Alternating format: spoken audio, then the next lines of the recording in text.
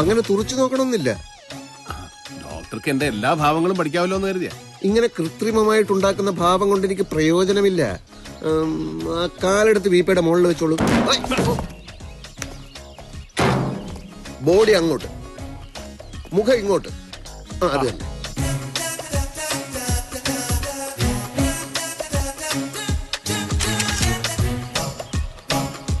ഇനി ആ മരം ചാരി നിന്നിട്ടൊരു പോസാ.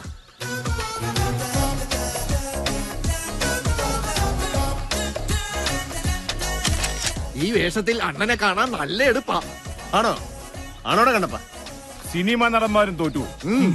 പറഞ്ഞിട്ടെന്ത് കാര്യം? പല്ലുപോയ സിംഹമല്ലേ ഞാനിപ്പോ. ഡോക്ടറെ, എന്തായാലും ഇന്ന് എനിക്ക് വളരെ സന്തോഷമായി. ഡോക്ടർ എന്റെ കേസ് സീരിയസ് ആയിട്ട് എടുത്തല്ലോ.